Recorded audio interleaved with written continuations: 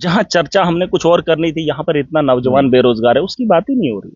बात ही नहीं हो रही। कैजुअल लेबरर्स यहाँ लोग पिट रहे हैं, उनकी बात ही नहीं हो रही है कि का आज इन्होंने मुद्दा हंगामा उठाया। किया, मैं खामोश था। आप देख लेना, हाउस की प्रोसीडिंग देख लेना, जब ये लोग लड़ रहे थे मैं चुपचाप अपनी कुर्सी पे बैठा था।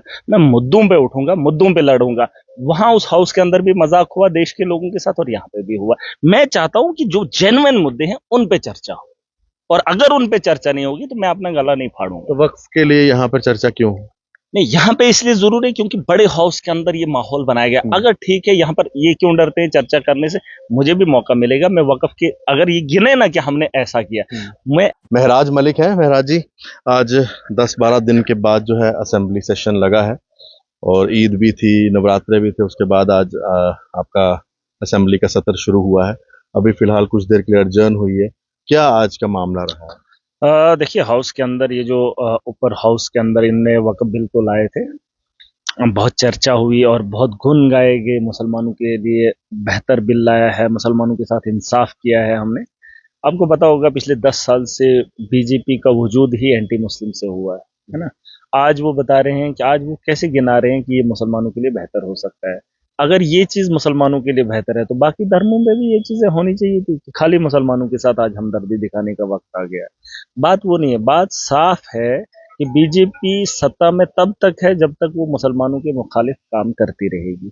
ये लोग सारे जानते हैं, मैं भी जानता हूँ, आप भी जानते हैं और लोग भी जानते हैं। अगर कहीं भनक लग गई देश के हिंदुओं को कि ये सच में मुसलमानों की बेहतरी के लिए मोदी जी ने रात के अंधेरे में बिल लाया और उसे पास किया, फिर उससे मुसलमान बेहतर हो जाएंगे, तो यकीन जानिए आने वाले कल में भाजपा के साथ खड़ा होने वाला कोई भी हिंदू नहीं होगा। क्योंकि धर्म की राजनीति में एक बहुत बड़ा नाम है भाजपा का। धर्म को बेचकर खुद सत्ता में बैठते हैं, धर्म का पालन ये लोग नहीं करते। धर्म के नाम पे धंधा होता है। अब इन्होंने क्या किया, ये जो गवर्नमेंट के इदारे थे उनको जो है प्राइवेट कर दिया। अब सरकार ने गोद लिया है, जो सरकार का काम नहीं था, धर्म के ठेकेदार बन गए। आप मुझे बताओ, मेरा जैसा आदमी आपके धर्म के मामलात में क्या दखल अंदाजी करेगा?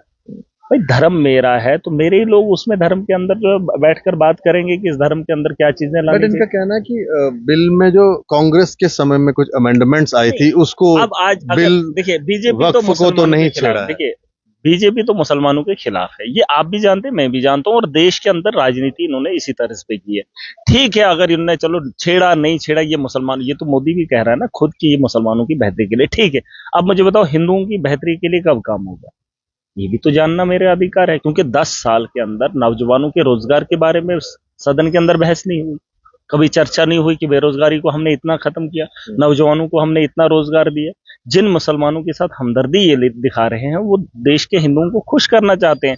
और एक वक्त आएगा, आप मेरी बात नोट कर लेना, ये अगर मीडिया रहा या अगर ये रिकॉर्डेड रहे, ये वो मुल्क बनाना चाहते हैं जो आज से पहले ये एक मुल्क हुआ करता था, जिस मुल्क के अंदर भेदभाव होता था, जिस मुल्क के अंदर एक अलग किस्म का माहौल होता था। आज तो इस मुल्क के अंदर जमहूरियत है, और जमहूरियत को तोड़कर ये उसी तर्ज पे इसको लेना चाहते हैं।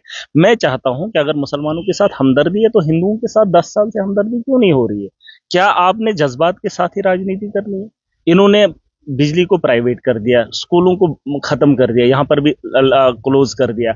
इन्होंने सड़कों का भंडार जो है बाकी लोगों को दे दिया। मुझे बताओ, सरकार चुनी हुई धर्म के मामलात को क्या करेगी, क्या करेगी? अभी यहाँ श्राइन बोर्ड का मामला है, हम वहां पर चढ़ावा चढ़ाते हैं, या हम मस्जिद में चंदा देते हैं, या हम मज़ारों पे चंदा देते हैं।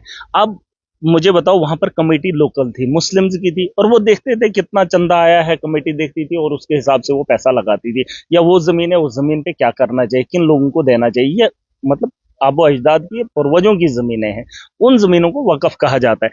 अब मुझे बताओ, कल की डेट में जो मंदिरों में चढ़ावा होता है, उस चढ़ावे पे अगर सरकारी मुलाजिम को बिठा दिया जाए, मान के चलो अगर होता भी होगा, मुझे नहीं पता है, लेकिन वो ताला खोलने की चाबी अगर हम ऐसे लोगों को देंगे जिनका कोई धर्म ही नहीं है, सियासतदानों का तो धर्म ही नहीं है, इनको जहां से पैसा बनता है ये उस जगह पे कब्जा करना चाहते हैं। मैं चाहता हूं कि धर्म के मामला धर्म के गुरुओं को ही दिया जाए, तो वही अच्छा होगा। मुझसे मुसलमानों का सवाल ना पूछा जाए, क्योंकि मैं उतना नहीं जानता हूं, मैं उसके बारे में इतना नॉलेज नहीं रखता हूं। अगर मेरे पास इतना नॉलेज होता, धर्म का ज्ञान होता, या नेताओं के पास होता, तो ये खिलवाड़ नहीं करते। अरे जीने का अधिकार है उनको, अपने तर्ज पे काम करने दो। और मुल्क में जो चुनाव होता है वो इसीलिए होता है, आपने सड़कें बनानी है, आपने रोजगार पैदा करना है, आपने मुल्क को बेहतर करना है, उसके लिए पॉलिसी फ्रेम करनी है, उसके लिए आपको जो है बट काम करना बीजेपी चाहिए। तो कह रही है कि ये जो हमने अमेंडमेंट ला रहे हैं ये मुस्लिम समुदाय के लिए बेहतर है। तो हिंदुओं की बेहतरी के लिए कब बिल लाएंगे? लाए ना, हिंदुओं की बेहतरी के लिए भी उसी तर्ज पे लाए, लाए लाए ना। अगर क्या अब मुसलमानों के साथ ही खाली हमदर्दी करनी है, बाकी कम्युनिटीज भी है, उनके लिए क्यों नहीं ला रहे? उनके लिए भी लाएं, बोले ये कि आपके धर्म के जो मामला थे उसमें इंटरफेयर सरकार करेगी, करे ना। आप एक्सेप्ट नहीं करोगे। अगर आपके इलाके में कोई मंदिर है, मैं बोलूंगा नहीं जी आपको मंदिर के अंदर ये करना चाहिए, पैसा वहां का, आप मानेंगे मेरी बात? अरे नहीं करने, उससे दंगे होंगे, फसादात होंगे, माहौल खराब हो जाएगा। ये तो चाहते हैं माहौल बिगड़े और हम राजनीति करते रहे।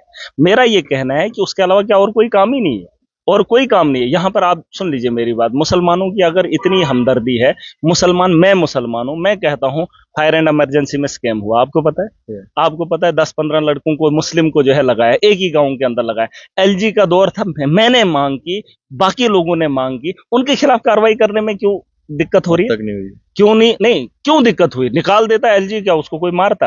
लेकिन माल खाए, जहां से इनको माल मिलेगा वहीं इनका धर्म है।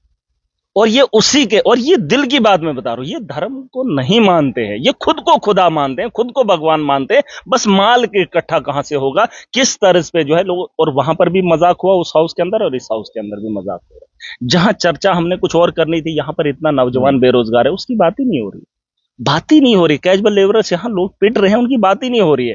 कैजुअल लेबरर्स के कल लोग मुझे मिले, वो कहते हैं नहीं जनाब आप हमारी बात नहीं करते हो, करो। मैंने बोला आपकी कि एक वर्ग ऐसा है, एक माँ हमारी है जो 150 बच्चों का खाना बनाती है। आप गवर्नमेंट देख लीजिए, आप नेता देख लीजिए, 150 बच्चों का खाना 1 बजे नहीं बनता है, सीधा परोसना है। उस माँ की तनख्वाह, उस बहन की तनख्वाह 1000 रुपया महीना। आप इस बात को कभी गहराई से समझे। मैं ये समझ सकता हूं कि 150 आदमियों का खाना कैसे बनाया जा सकता है, और उसकी तनख्वाह 1000 रुपया, और उसकी वेजेस कहाँ आपके है? मुताबिक हाउस के अंदर हाँ, लोगों की बात होनी चाहिए। नहीं और किसी, और क्या ये होना? वक्फ का आज इन्होंने मुद्दा हंगामा किया, मैं खामोश था। आप देख लेना हाउस की प्रोसीडिंग, देख लेना। जब ये लोग लड़ रहे थे, मैं चुपचाप अपनी कुर्सी पे बैठा था। मैं मुद्दों पे उठूंगा, मुद्दों पे लड़ूंगा। वहां उस हाउस के अंदर भी मजाक हुआ देश के लोगों के साथ, और यहाँ पे भी हुआ। मैं चाहता हूं कि जो जेन्युइन मुद्दे हैं उन पे चर्चा हो, और अगर उन पे चर्चा नहीं होगी तो मैं अपना गला नहीं फाड़ूंगा। तो वक्फ के लिए यहाँ पर चर्चा क्यों हो? नहीं, यहाँ पे इसलिए जरूरी है क्योंकि बड़े हाउस के अंदर ये माहौल बनाया गया। अगर ठीक है, यहाँ पर ये क्यों डरते हैं चर्चा करने से? मुझे भी मौका मिलेगा, मैं वक्फ के, अगर ये गिने ना कि हमने ऐसा किया, मैं आपको एक ही बात बताऊंगा, बाई गार्ड करके कहता हूं, देश का दुनिया जानती है कि मोदी और बीजेपी का एजेंडा एंटी मुस्लिम है। आप भी मानते हैं, मैं भी मानता हूं, और इनका वजूद ही इसी पे हुआ। क्या ये मुमकिन है कि उनकी बेहतरी के लिए ये सरकार काम करेगी? और हिंदू भी जानता है ये मुसलमानों के मुखालिफ है, इसलिए वो खुश हैं कि अच्छा मोदी ने ठीक ही किया, ताकि उनको रगड़ा। सब जानते हैं मुसलमानों की बेहतरी के लिए नहीं है ये बिल। ठीक है, ये अपने तर्ज पे कर रहे हैं, इस वक्त इनका दौर है, ये करेंगे, लेकिन क्या इसका मतलब ये थोड़ी नस्लें खत्म होती हैं? फलस्तीन के अंदर दुनिया का सबसे ज्यादा एम्यूनिशन उतारा गया, एटम बम से ज्यादा बारूद वहां पर बरसाया गया। 60 किलोमीटर का इहाता है जिसे गाजा कहते हैं, लेकिन अभी तक वो लोग खत्म नहीं हुए। नस्लों का खात्मा ऐसे नहीं है, वो ऊपर वाला है, जिसे आप भगवान कहते हैं, मैं खुदा कहता हूं, जिसके तकदीर में जितनी जिंदगी लिखी है उतनी आप किसी को खत्म नहीं कर सकते हैं। और आप इस तरह से अगर राजनीति करेंगे, नफरत का माहौल गर्म करेंगे, तो ये मुमकिन नहीं है, नहीं है। बहुत बड़ा फेलियर आप देखेंगे। अमेरिका एक तरफ से खड़ा है, इजराइल एक तरफ से खड़ा है, दुनिया की सबसे बड़ी बड़ी ताकतें हैं। गाजा का एक छोटा सा इहाता, ये दुनिया के लिए एक बहुत बड़ा मैसेज है कि आप जिसे मारना चाहो और उसे वो बचाना चाहे, आप नहीं कर सकते हो। मैं कह रहा हूं कि ये धर्म की राजनीति छोड़कर हमें तरक्की करने हैं। अभी आप देखो क्या हालात हैं देश के अंदर, माहौल क्या है। मैंने एक बात आज भी बोली, कहते हैं कि इन्होंने जम्मू कश्मीर के अंदर तरक्की की, कुछ लोग कहते हैं सड़कें बनाई। आज भी मैंने इंटरव्यू, मेरा मकसद भी यही रहा था आज, इन्होंने आईआईएम लाया, इन्होंने आईआईटी बनाया। मुझे एक बात बताना, अब थोड़ा बारीकी से सोचना, और लोग भी सोचेंगे। मुझे बताओ, ये जो माइनिंग थी इसको इलीगल करार दिया, ये जो फ्लाईओवर बने इसमें जो रेत लगी, इसमें जो बजरी लगी, इस सड़क में जो मिट्टी लगी, वो माइनिंग बंद अगर थी तो वो डेवलपमेंट कैसे हो? जब हम घर बनाना चाहते हैं, आज की डेट में भी उठाने नहीं देते, लेकिन ये इतने बड़े बड़े प्रोजेक्टों के लिए रेत कहां से आया, पत्थर कहां से आया? अगर माइनिंग बंद थी, उसका टैक्स न भरने के लिए सरकार ने, बीजेपी के लोगों ने माइनिंग को बंद किया और माइनिंग शरेआम करवाई सड़कों के लिए। आप इस बात को गहराई से सुनिए, मुझे उसमें तकलीफ नहीं है। अगर माइनिंग लीगल होती, उन्होंने रॉयल्टी भरनी थी, वो हमारे खजाने में आता था। कश्मीरी सेबों का इन्होंने पिछली बार आपने देखा 2-3 साल पहले इन्होंने गाड़ियां रोक दी थी, वो नुकसान बहुत हुआ था सेबों का। कुछ लोग सोचते हैं कश्मीर का सेब नहीं बिकेगा तो कश्मीरियों का नुकसान होगा। क्या आपको भी यही लगता है? मैं कहता हूं कि अगर हम जम्मू के अंदर जंगल नहीं है, जंगल हमारे पहाड़ों में है, हमारे जंगलात जब वहां से बिकते हैं ना तो उसका रेवेन्यू पूरे जम्मू कश्मीर के लिए आता है। जब कश्मीर का सेब बिकेगा तो वो सारा रेवेन्यू जम्मू कश्मीर की आवाम के लिए आएगा। अगर खुआ के जम्मू कश्मीर के अंदर सेब बनता है, लेकिन उस सेब का फायदा, उस सेब का पैसा पूरे जम्मू कश्मीर के लिए आएगा। हम जब तक ना इस दिमाग को खोलेंगे तब तक हम नहीं समझ पाएंगे। ट्रकों के ट्रक खराब हो गए, लोग खुश हो गए, कश्मीरियों को नुकसान हो गया। अरे नहीं, अगर यहां रॉयल्टी भरेंगे ना जम्मू के अंदर, उसका फायदा कश्मीर के लोगों को भी होगा। खोआ जम्मू के अंदर उसका पैसा भरा। रेवेन्यू जनरेट करने के लिए हमने जम्मू कश्मीर को सक्षम बनाना है। हम जिस जहन से सोच रहे हैं ना वो सही नहीं है। मैं कह रहा हूं कि अगर रॉयल्टी टाइम पे भरी होती, ये जो प्रोजेक्ट बने हैं हजारों करोड़ का रुपया हमारे पास होता, लेकिन उन ठेकेदारों को जिनको 1000 रुपए में ट्राली मिलनी थी उनको मुफ्त में मिल गई, है ना। तो ये तरक्की नहीं है जनाब, ये माफिया है। और ये इसको आपने गहराई से जानना है, गहराई से सोचना है। इन्होंने जमीनों की जमीनें खोद दी, पूछा किसी ने किसी को?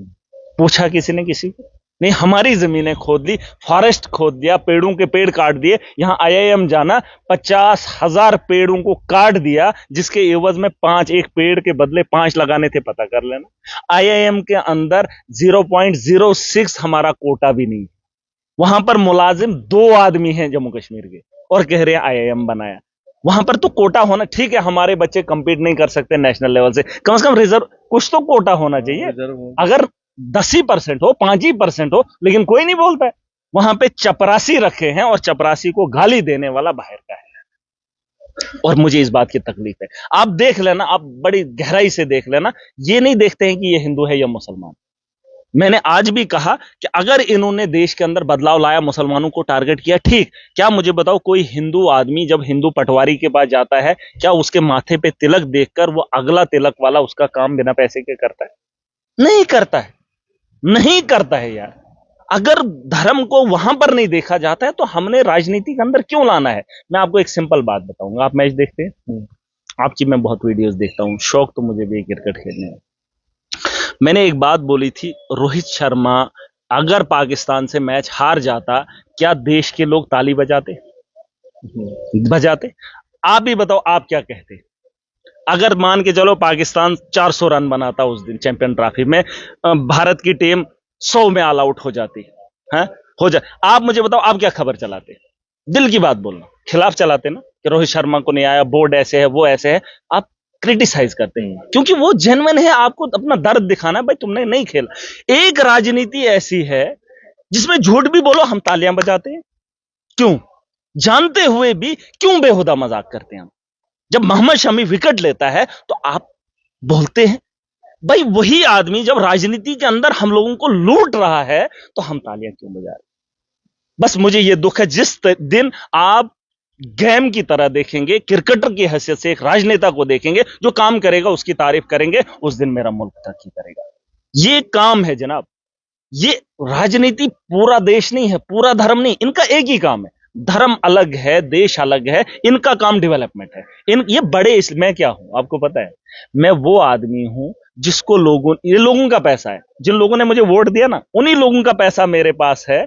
बस उन्होंने इतना बता दिया कि ये आदमी बड़ा है, आप इसके हवाले कर दो, ये सब में बांटेगा। बस मतलब लोगों का जमा हुआ किया पैसा वो उन्होंने जमा रखा है, अब उसका जिम्मेदार चुना है मुझे। पैसा लोगों का है, बस मैंने वो बांटना है, और कोई मामला नेता का नहीं है। लेकिन अगर हम उस नजरिए से देखेंगे, जिस दिन आप क्रिकेटर और नेता को उसी अंदाज से देखेंगे, जैसे क्रिकेटर को खेलना है, परफॉर्मेंस है तो खेले, नहीं है आउट, आउट, वही करना है।